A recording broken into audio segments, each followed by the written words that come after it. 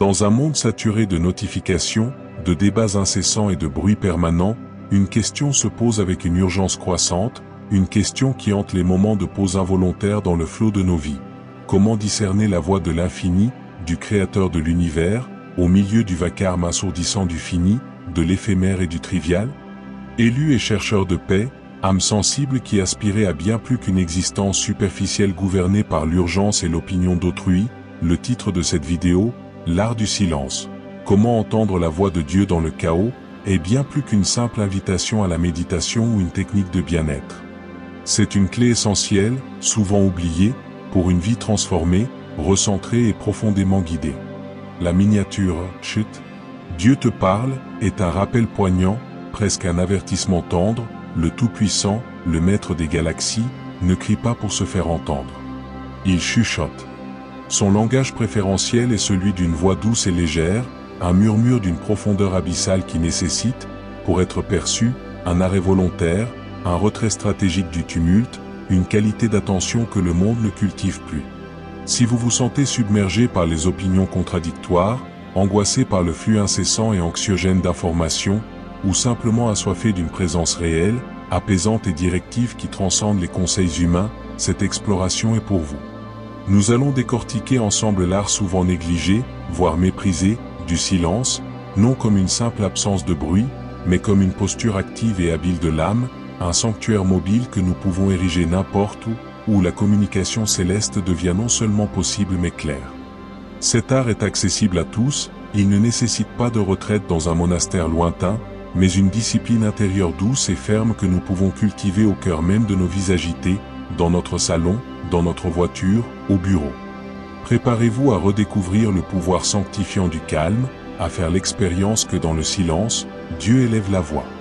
Abonnez-vous à la chaîne pour plus de révélations divines, appuyez sur le bouton like si cette vidéo vous touche, et laissez vos vœux en commentaire pour partager avec la communauté. Le silence dont nous parlons ici, dans sa dimension spirituelle la plus haute, n'est absolument pas le vide terrifiant, l'absence pure, ou le néant. Ce n'est pas non plus le mutisme lourd imposé par la dépression, le désespoir ou l'incapacité à s'exprimer. Le silence spirituel est une réalité pleine, riche, vivante, un espace positif et actif que nous choisissons délibérément de créer pour faire de la place à une présence qui dépasse tout. C'est un lieu de rendez-vous divin. Imaginez votre esprit, votre cœur, comme une pièce remplie du sol au plafond de meubles encombrants, d'objets accumulés, de postes de radio et de télévisions allumés simultanément sur différentes stations, chacune criant ses messages contradictoires. Le bruit constant est celui de vos propres pensées anarchiques, de vos soucis recyclés, des médias envahissants, des attentes sociales pressantes, des souvenirs qui résonnent. Dans un tel environnement cacophonique, même si quelqu'un vous appelle doucement, avec insistance, par votre nom depuis la porte, vous aurez le plus grand mal à discerner cet appel, à l'isoler du fond sonore. L'art du silence consiste précisément à débrancher ses radios, à ranger ses objets, à créer un espace dégagé, aéré, au centre de la pièce de votre être. Cet espace, ce vide organisé et voulu, devient alors le lieu où la voix peut résonner clairement, où l'écho peut être perçu. C'est un acte d'hospitalité radicale envers le divin. Beaucoup craignent le silence précisément parce qu'il les confronte à eux-mêmes, à leurs pensées non résolues, à leur solitude fondamentale, à la vérité de leurs conditions. Mais c'est précisément dans cette confrontation honnête, sous le regard bienveillant et aimant de Dieu, que la vraie guérison, la vraie libération et la vraie guidance peuvent commencer. Apprendre cet art, c'est apprendre à désencombrer l'âme, à faire le tri entre l'essentiel et le superflu, entre la voix qui donne la vie et les bruits qui l'épuisent. Cela commence par une décision simple mais profonde. Reconnaître que le bruit constant, tant extérieur qu'intérieur, est un état contre nature pour l'esprit humain créé pour la communion, la contemplation et la paix. Il nous disperse, nous fatigue profondément, et nous rend progressivement sourds aux fréquences les plus subtiles et pourtant les plus importantes de la réalité, celle de l'esprit. Notre culture moderne, dans sa course effrénée, a érigé le bruit, l'occupation et la sollicitation permanente en normes sociales, voire en valeurs cardinales. Être occupé, hyperconnecté, constamment sollicité et visible est perçu comme un signe d'importance, de réussite, d'existence même. À l'inverse, La solitude choisie et le silence volontaire sont souvent suspectés d'être de l'isolement pathologique, de la désocialisation ou une pure perte de temps productif. Cette inversion pernicieuse des valeurs est l'un des plus grands et des plus subtils obstacles au développement d'une vie spirituelle profonde, authentique et transformatrice. Il faut comprendre avec lucidité que le bruit n'est pas neutre, il est souvent un outil de distraction massive, un voile bruyant qui nous détourne des questions essentielles et inconfortables sur notre but ultime, notre identité réelle, notre relation avec notre Créateur et la destination éternelle de notre âme. L'hyperconnexion numérique nous gave d'informations fragmentaires, d'émotions à vif et d'opinions brûlantes, tout en nous affamant cruellement de sagesse intemporelle, de connaissance de soi et de paix durable. Nous savons tout sur tout, ou du moins nous en avons l'illusion, mais nous ne savons plus qui nous sommes vraiment, d'où nous venons, ni où nous allons finalement. Dans ce contexte délétère, pratiquer le silence intentionnel devient bien plus qu'une simple pause. C'est un acte de résistance spirituelle courageuse, une désobéissance civile face à la tyrannie de l'urgence artificielle et de la superficialité glorifiée. C'est affirmer par nos actes que notre être intérieur a infiniment plus de valeur que notre productivité immédiate, que notre écoute de la voix divine est plus cruciale pour notre avenir que notre expression constante et souvent vaine sur les places publiques numériques. Ce n'est pas un rejet du monde ou une fuite misanthropique, mais la seule manière de s'y engager de façon saine, équilibrée et vraiment utile, à partir d'un centre paisible, renouvelé et aligné sur la volonté d'en haut. En apprenant à faire silence, nous reprenons doucement le contrôle de notre attention, ce bien le plus précieux et le plus convoité de notre époque. Nous cessons d'être des réacteurs compulsifs aux stimuli extérieurs pour devenir des acteurs conscients, des créateurs inspirés, guidés par une source intérieure inépuisable de paix, de clarté et d'amour. La voix de Dieu, telle que décrite avec une constance remarquable dans les Écritures, est rarement assourdissante, rarement spectaculaire au sens mondain du terme. L'épisode fondateur se déroule avec le prophète Élie, fuyant et découragé, réfugié dans une caverne. Dieu lui dit de sortir pour se tenir sur la montagne devant l'Éternel. Alors passe un vent grand et fort, qui déchire les montagnes et brise les rochers, l'Éternel n'était pas dans le vent. Après le vent, un tremblement de terre, l'Éternel n'était pas dans le tremblement de terre. Après le tremblement de terre, un feu, l'Éternel n'était pas dans le feu. Et après le feu, le son d'un fin silence, d'une voix douce et légère. C'est dans ce silence que Dieu se révèle et parle. Cette caractéristique est fondamentale pour notre quête. Dieu, dans sa souveraineté absolue, n'a pas besoin de crier pour affirmer son autorité, de faire du spectacle pour capter notre regard. Sa voix pénètre l'âme sans la violenter, elle convainc sans contraindre, elle attire sans forcer. Dans le chaos permanent de nos vies intérieures et extérieures, cette voix douce et légère est facilement couverte, noyée, ignorée. Elle ne force pas le passage, elle ne concurrence pas les décibels. Elle attend patiemment une ouverture, une disponibilité, un canal dégagé. Ainsi, si nous voulons sérieusement l'entendre, nous n'avons pas d'autre choix que de recalibrer entièrement notre appareil d'écoute sur sa fréquence unique. Cela implique impérativement d'abaisser résolument le volume, voire de couper le son, des autres voix qui réclament notre attention.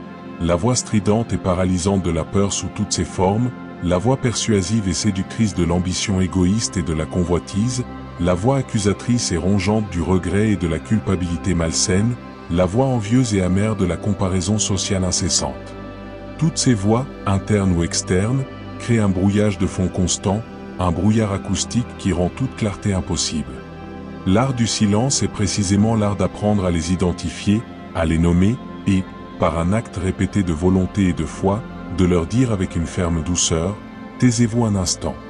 Laissez la place. » Ce n'est pas un processus magique ou instantané, mais un entraînement progressif, un apprentissage exigeant mais libérateur. Cela commence par reconnaître lucidement que toutes ces voix intérieures agitées ne sont pas la vérité ultime sur vous, sur votre valeur, ni sur votre situation. La voix de Dieu, elle, sera toujours en alignement parfait avec sa parole écrite, avec le caractère de Jésus-Christ pleinement révélé, une voix qui console mais qui aussi corrige avec tendresse, qui guide mais qui aussi confronte avec amour, qui parle paix mais qui appelle aussi résolument à la sainteté et à l'obéissance joyeuse. Comment donc créer, concrètement, pratiquement, ce silence salutaire dans le tourbillon du quotidien? La première porte d'entrée, la plus accessible, est le silence extérieur. Il est généralement plus facile d'apaiser le chaos intérieur si l'on commence par réduire, ne serait-ce que temporairement, le chaos sensoriel qui l'alimente. Cela peut prendre la forme de moments dédiés, courts au début, où vous vous isolez physiquement du bruit ambiant. Ce n'est pas toujours facile dans un contexte familial ou professionnel chargé, mais c'est presque toujours possible avec un peu de créativité et de détermination. Cela peut être 5 à 10 minutes le matin, avant que la maison ne s'éveille, en vous levant un peu plus tôt. Une pause silencieuse dans votre voiture pendant la pause déjeuner, moteur et radio éteints. Une marche brève dans un parc ou même autour du pâté de maison, sans écouteurs ni téléphone dans la poche, simplement présent au bruit naturel. Le but de ce silence extérieur volontaire n'est pas de ne rien faire dans un sens passif, mais de faire une chose essentielle, être présent. Présent à vous-même, à votre respiration, aux sensations de votre corps. Présent à l'environnement immédiat, aux détails habituellement ignorés. Et fondamentalement, présent à la possibilité, à l'attente attentive de Dieu. Ces moments ne sont pas du temps perdu pour votre productivité immédiate, ils sont un investissement stratégique à haut rendement dans votre clarté mentale, votre santé émotionnelle et votre orientation spirituelle à long terme. C'est comme remettre à zéro un système informatique surchargé, lui permettant de redémarrer avec plus de fluidité.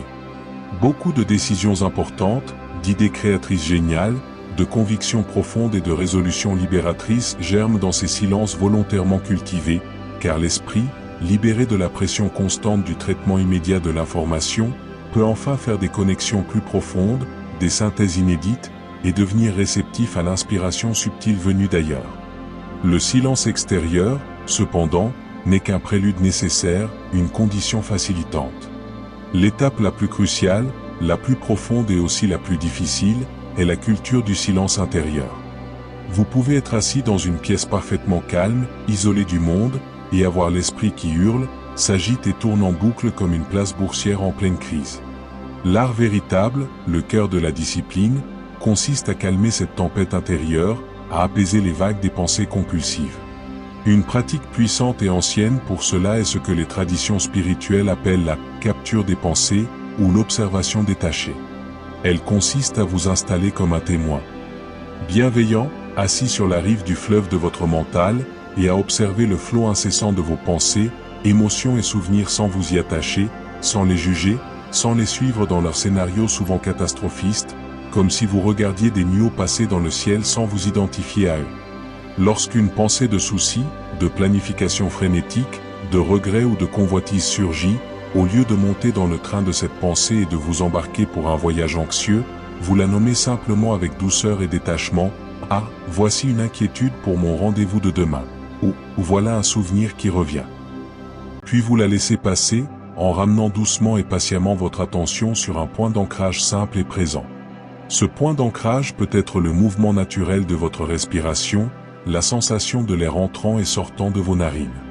Ce peut être un mot simple, court, chargé de sens pour vous, comme « paix »,« amour »,« Seigneur » ou « Abba », répété intérieurement avec lenteur.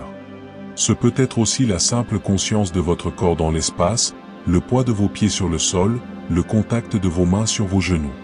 Cette pratique, empruntée à la riche tradition de l'oraison contemplative chrétienne, n'est pas de la méditation vide orientée vers le néant, mais une mise en veilleuse des facultés discursives et analytiques pour permettre à l'esprit intuitif, au cœur profond, à l'âme, de s'éveiller et de devenir réceptif.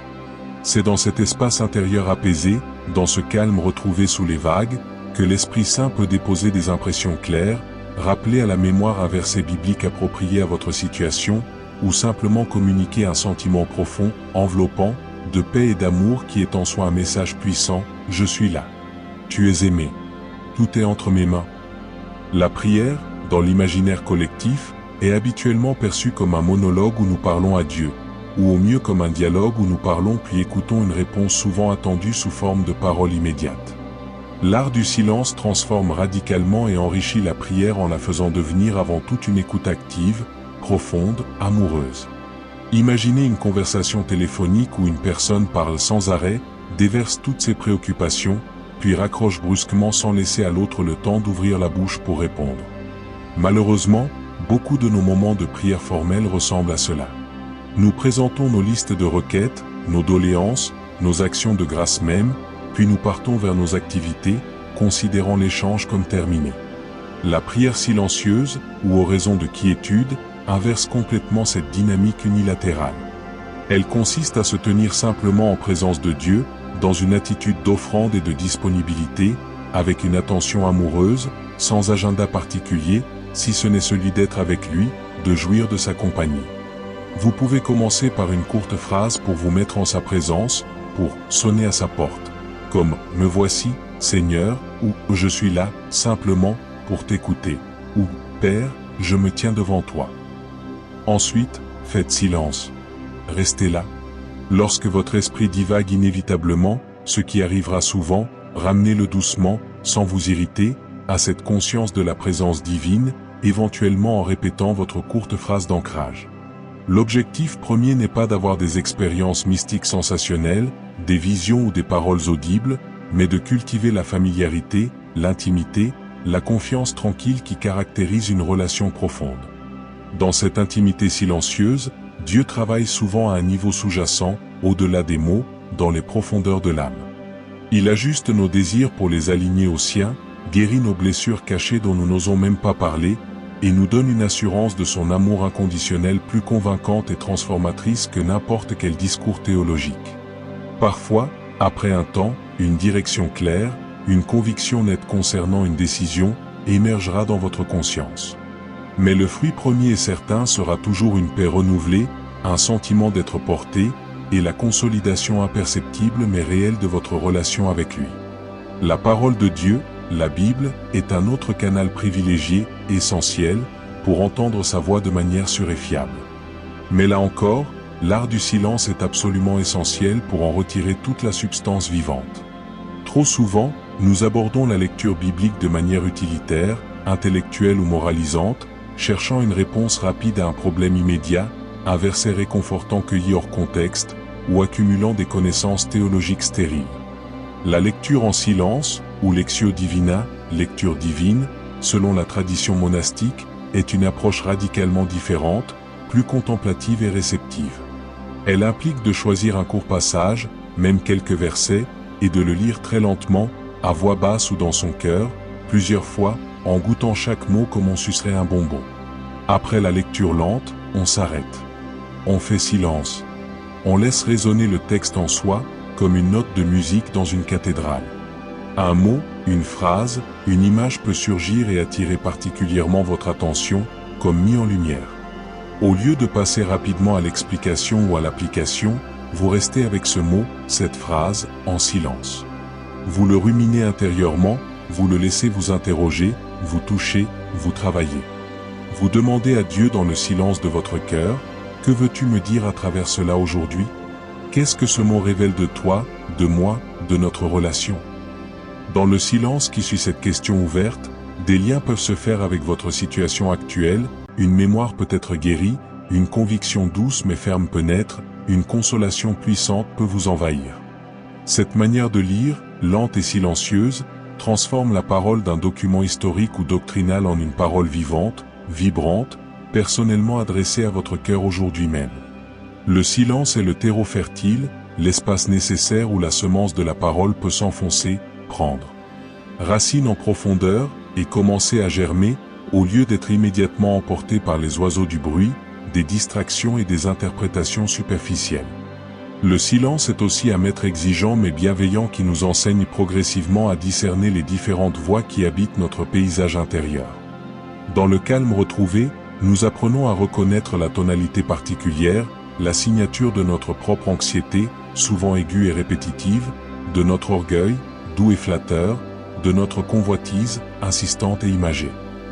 En devenant familier, par une observation répétée dans le silence, avec ces voix intérieures parasites, nous devenons infiniment plus aptes à les distinguer de la voix fondamentalement différente de l'Esprit Saint.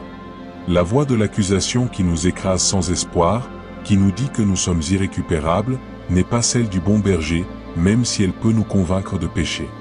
L'Esprit, lui, convainc avec douceur, avec tristesse selon Dieu, et ouvre toujours, immédiatement, un chemin d'espérance, de repentance joyeuse et de restauration.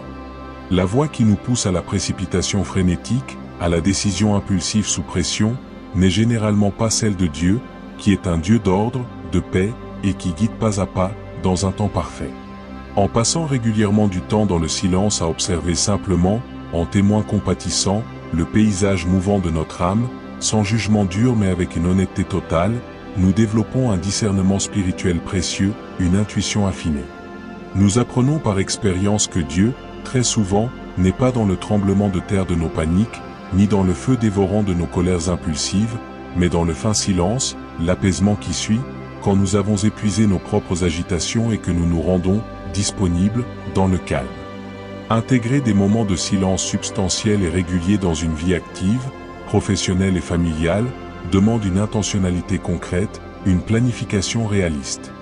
Cela n'arrivera jamais par accident, le courant du monde vous emportera toujours vers le bruit. Il faut les planifier et les protéger comme des rendez-vous d'affaires cruciaux, des entretiens avec le PDG de l'univers. Démarrez de manière très modeste, pour éviter le découragement. Engagez-vous envers vous-même, devant Dieu, à 5 minutes par jour, à un moment fixe que vous choisissez en fonction de votre rythme. Le matin est souvent idéal car l'esprit est frais. Protégez ce rendez-vous comme vous protégez un rendez-vous médical vital. Informez éventuellement votre entourage de ce besoin.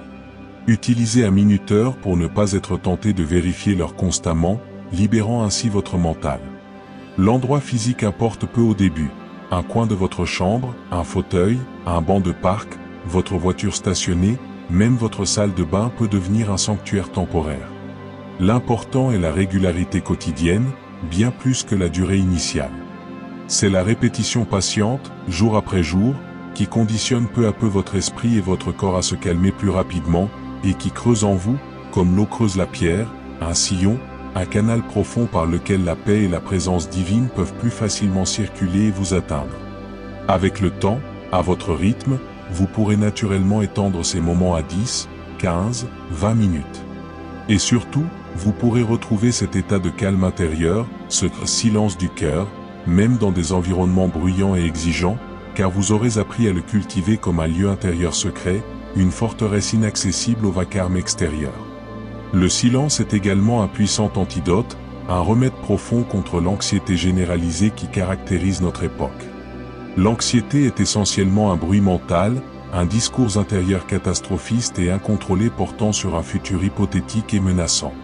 Elle se nourrit de la rumination en boucle, de l'absence de pause réelle, de l'incapacité à habiter le présent. En imposant un silence délibéré, même bref, on interrompt ce monologue toxique. On sort du cycle infernal de la rumination anxieuse pour entrer de force, par un acte de volonté, dans l'instant présent, le seul lieu où la vie se déroule réellement et où Dieu se rencontre. Dans le silence ainsi créé, on peut alors pratiquer activement le « déposer » des fardeaux. Visualisez chaque souci, chaque source d'angoisse, comme un objet lourd, rugueux, que vous tenez dans vos mains. Regardez-le dans le silence de votre cœur, puis, dans un acte de foi silencieux mais déterminé, penchez-vous et posez-le symboliquement, concrètement, au pied de la croix de Jésus-Christ, lieu du dépôt ultime. Vous pouvez aussi, dans ce silence, simplement répéter intérieurement, en le laissant descendre dans votre cœur, une parole de confiance simple, comme « Jésus, je me confie en toi » ou « Père, je remets cela entre tes mains ».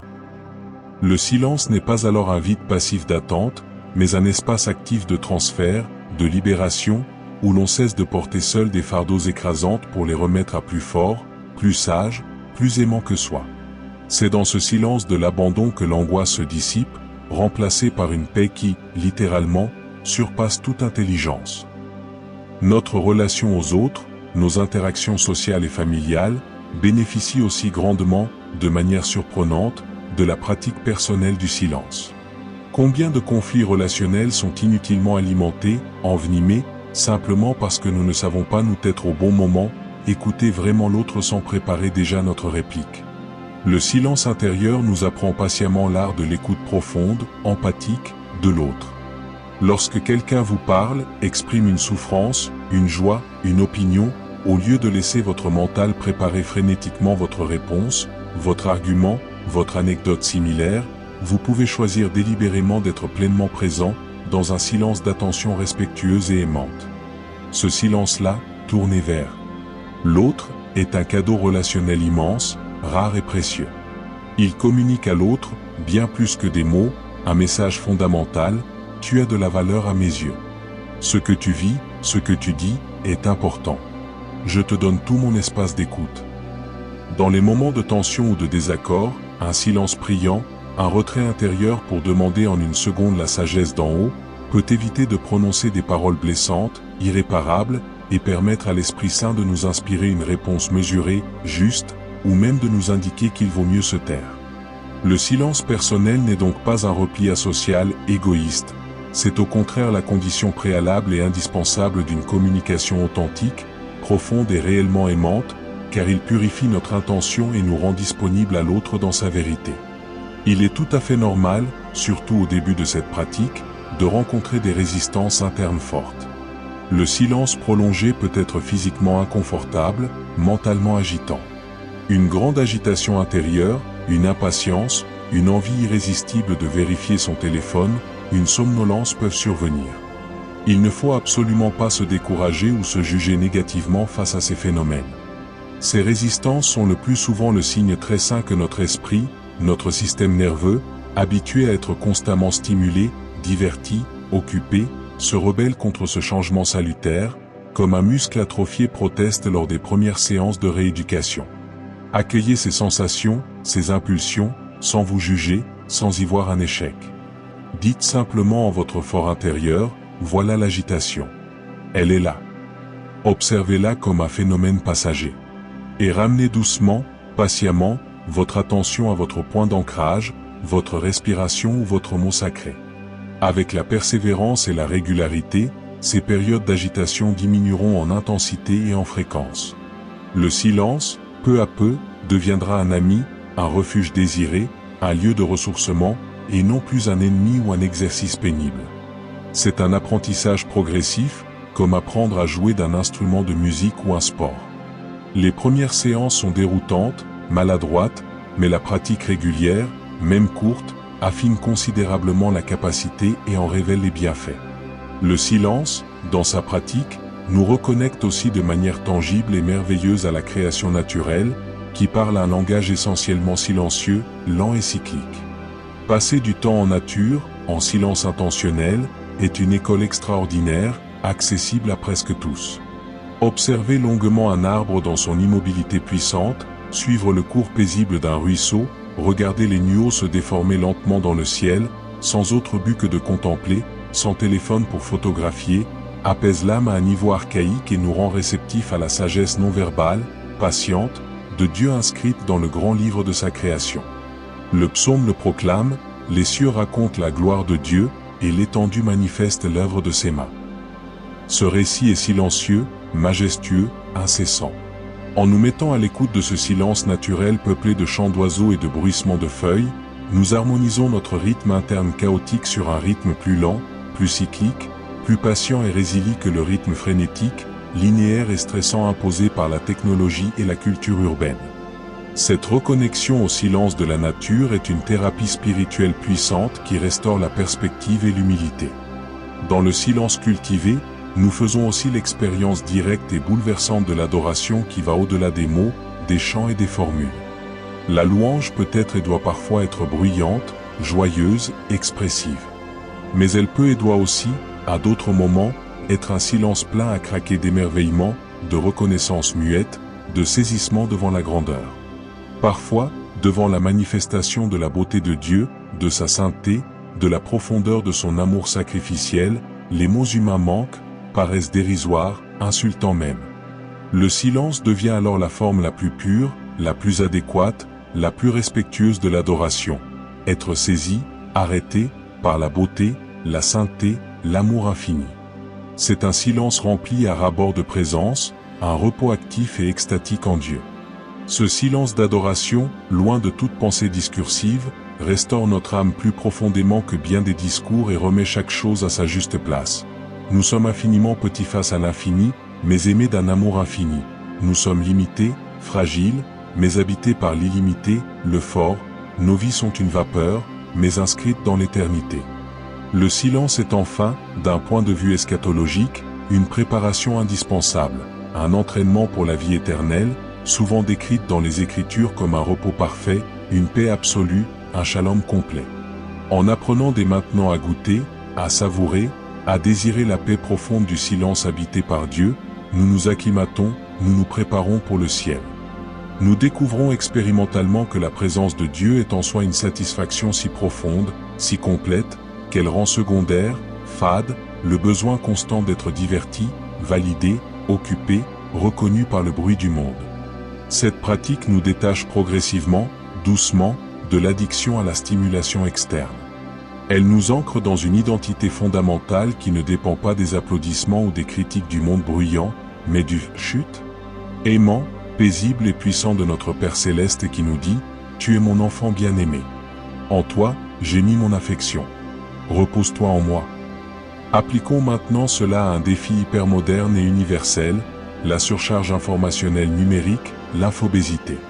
Comment prétendre entendre la voix subtile de Dieu dans le flux torrentiel, incessant, des news anxiogènes, des notifications, des stories éphémères et des débats enflammés sur les réseaux sociaux? Une discipline de silence qui soit complète doit inclure impérativement des jeûnes digitaux réguliers, stricts. Décider délibérément, par exemple, de couper tous les écrans, téléphone, ordinateur, télévision, pendant une heure définie chaque soir, pendant une matinée le week-end, ou même une journée entière par mois. Ce jeûne crée un espace de silence non seulement auditif mais aussi visuel et mental d'une profondeur inouïe. Dans le vide immense et parfois déstabilisant laissé par l'absence d'informations nouvelles, de validation sociale, de divertissement passif, on peut souvent entendre ressurgir l'écho des choses anciennes, permanentes et essentielles que Dieu a déjà dites dans sa parole et dans notre cœur, et qui avaient été étouffées. C'est un temps béni pour laisser les psaumes, les paroles de Jésus, les grandes vérités de l'Évangile, imprégner notre esprit et notre cœur plus profondément que les slogans, les polémiques et les tendances éphémères du moment. Ce jeûne digital est un acte de libération et de recalibrage essentiel. Le silence est aussi une clé méconnue pour la créativité authentique et la prise de décision sage. Les idées véritablement géniales, les solutions innovantes à des problèmes complexes, les intuitions profondes, ne viennent généralement pas dans le feu de l'action frénétique ou devant un écran. Elles viennent souvent quand l'esprit est au repos, en mode diffuse, dans la douche, lors d'une marche sans but, dans ces interstices de calme où le bruit de la pensée active et orientée s'étue. Dieu, en tant que Créateur suprême, source de toute inspiration véritable, choisit souvent ces moments de silence intérieur pour déposer des étincelles de nouveauté, des connexions inattendues. Si vous faites face à une décision difficile, après avoir loyalement pesé le pour et le contre, rassemblez les informations, arrêtez-vous consciemment. Entrez dans un silence intentionnel, offrez la décision à Dieu, présentez-lui les options, puis laissez simplement reposer le dossier dans votre esprit, sans le forcer, sans le ruminer anxieusement. Dans le calme qui suit, une paix intérieure qui penche clairement vers une option, une impression récurrente, une parole biblique qui vous revient spontanément, peuvent émerger comme des indications providentielles, bien plus fiables que la simple logique ou l'émotion du moment. Rappelons-nous toujours l'exemple parfait et fondateur de Jésus-Christ. Avant les grands moments décisifs de sa mission, le choix des disciples, la transfiguration, l'agonie à Gethsémani, il se retirait systématiquement, souvent à l'aube ou de nuit, dans des lieux déserts, sur une montagne, pour prier, pour être dans le silence et la solitude avec son Père. Son ministère public était d'une intensité extrême, bruyant, foule, débat, guérison, exigeant émotionnellement et physiquement. Mais il était constamment, régulièrement nourri et réaligné par ces temps de retrait silencieux, loin des regards et des demandes. En cela, il nous montre le chemin non négociable. Une vie d'impact, de fruits durables, n'est pas une vie de bruit, d'activité et de visibilité constante. C'est une vie rythmée, disciplinée, par des retraites régulières dans le silence, qui nous remplissent de la présence réparatrice, de la direction claire et de l'amour rafraîchissant du Père. Sans ce rythme, le ministère devient rapidement un activisme stérile et épuisant. Pour les personnes dont la vie est structurellement très active, parents de jeunes enfants, soignants, travailleurs manuels, cadres sous pression, l'idéal de longs moments de silence peut sembler un luxe inaccessible, une provocation même. Il faut alors redéfinir radicalement et pragmatiquement le silence. Ce peut devenir le silence intérieur, le silence du cœur, cultivée dans de micro-moments saisis au vol. Quelques respirations conscientes et profondes en attendant un feu rouge. Un cœur qui murmure à Dieu, « Je suis là, je t'aime », pendant une tâche ménagère répétitive. Une minute les yeux fermés et l'esprit recentré sur la présence de Jésus, assis dans les transports en commun, au lieu de scroller son téléphone. Le silence, dans sa dimension la plus essentielle, n'est pas contingent à l'absence totale de bruit extérieur. C'est une forteresse intérieure, une « chambre secrète » que l'on peut habiter et retrouver en quelques secondes, même au milieu de la tempête sonore. C'est l'art suprême de créer une bulle de recueillement, de sainte indifférence au tumulte, autour de son cœur par la simple mais puissante direction de son attention vers le dedans éternel. Enfin, au sommet de tout, le silence est un acte de confiance ultime, l'expression la plus pure de la foi. Faire silence délibéré, c'est arrêter de défendre notre point de vue, de justifier nos actions, de plaider notre cause, même devant Dieu. C'est cesser nos explications, nos demandes répétitives, nos lamentations. C'est lui dire, dans une attitude de lâcher-prise totale, « Je me tais maintenant. À toi la parole. Je crois que tu es à l'œuvre, que tu entends, que tu vois, et que tu agis, même quand je ne parle pas, même quand je n'entends rien de distinct, même quand le ciel semble d'airain. » Ce silence-là, plein de foi et d'abandon, est une forme de prière peut-être plus puissante que toutes les autres. Il reconnaît humblement que nos paroles, nos stratégies, ne changent pas grand-chose à la réalité profonde, mais que sa parole, son action souveraine, change tout. Il s'agit de laisser Dieu être Dieu dans notre vie, sans notre commentaire permanent, notre contrôle illusoire, notre impatience infantile. C'est dans ce silence de l'abandon confiant que nous lui donnons enfin toute la place pour opérer ses merveilles.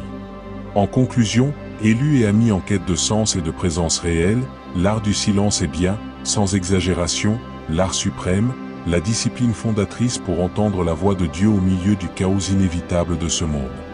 Nous avons parcouru ensemble sa nature véritable, un espace actif, plein, vivant, un acte d'hospitalité divine. Une résistance courageuse au bruit tyrannique du monde. Une recalibration patiente de toute notre écoute sur la fréquence de la voix douce de l'esprit. Nous avons vu des pratiques concrètes, graduelles, accessibles, du silence extérieur créateur de conditions au silence intérieur, cœur de la transformation, de la prière d'écoute aimante à la lecture méditative rumiante, du discernement affiné des voix à l'intégration réaliste dans un emploi du temps surchargé. Nous avons vu que le silence guérit l'anxiété en nous apprenant à déposer, approfondit les relations en nous apprenant à écouter, restaure notre lien vital avec la création, et nous prépare activement à l'éternité de paix. Il n'est pas une fuite lâche, mais un ancrage plus profond, plus solide, dans la seule réalité qui demeure, Dieu. En cultivant cet art avec persévérance et douceur envers vous-même, vous ne manquerez rien d'essentiel. Au contraire, vous gagnerez tout, la paix qui stabilise, la direction qui éclaire, l'intimité qui comble.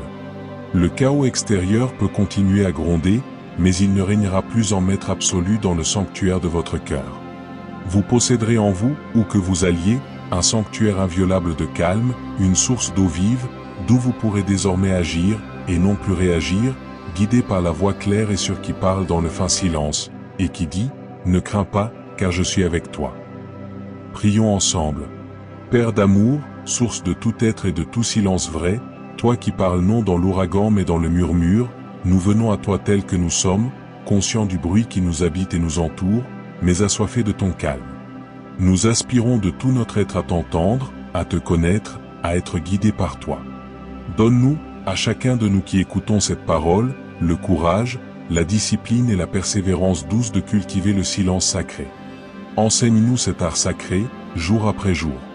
Aide-nous à créer, au cœur de nos vies pressées, ces oasis de calme où tu peux déposer ta parole de vie. Purifie notre écoute intérieure, guéris notre surdité spirituelle. Apprends-nous à distinguer, comme un enfant reconnaît la voix de son Père, ta voix douce de toutes les autres voix qui prétendent nous diriger. Dans le silence que nous t'offrons, guéris nos blessures secrètes, dissipe nos angoisses tenaces, éclaire nos décisions dans la lumière de ta sagesse. Fais de nos cœurs des lieux de paix profonde où tu te plais à demeurer, à te révéler, à nous transformer. Bénis nos efforts, même petits, même maladroits. Que par cette pratique fidèle, notre foi grandisse, notre amour s'affine, et notre service dans le monde devienne plus fructueux, car jaillissant toujours davantage de ton intimité retrouvée. Nous te confions nos vies bruyantes, nos agendas surchargés, nos cœurs agités. Parle, Seigneur, car tes serviteurs, dans la foi, s'apprêtent à écouter. Au nom de Jésus-Christ, le Verbe fait chair, qui a souvent recherché le silence des montagnes pour être avec toi, et qui est notre paix. Amen. Si cet appel à l'art du silence a résonné dans votre cœur comme une libération possible, passez à l'action concrète dès aujourd'hui, maintenant. Abonnez-vous si ce n'est pas déjà fait pour continuer ce chemin ensemble, likez cette vidéo pour qu'elle atteigne d'autres âmes assoiffées de calme authentique, partagez-la avec vos proches, vos amis qui cherchent aussi, peut-être sans le savoir, à entendre Dieu dans le chaos de leur vie, et laissez un commentaire avec vos vœux, vos engagements ou vos expériences. Dites-nous simplement, je commence aujourd'hui avec 5 minutes de silence, ou partagez le défi qui est le vôtre. Soutenons-nous mutuellement, comme une communauté de chercheurs de paix, dans cette aventure vers la présence profonde. Ensemble, grandissons dans la foi qui écoute, qui attend et qui trouve. Que la paix de Dieu, qui surpasse toute intelligence et qui naît dans le silence habité, garde vos cœurs et vos pensées en Jésus-Christ, dès maintenant et pour les jours à venir. À très bientôt pour approfondir ensemble d'autres secrets de la vie en esprit.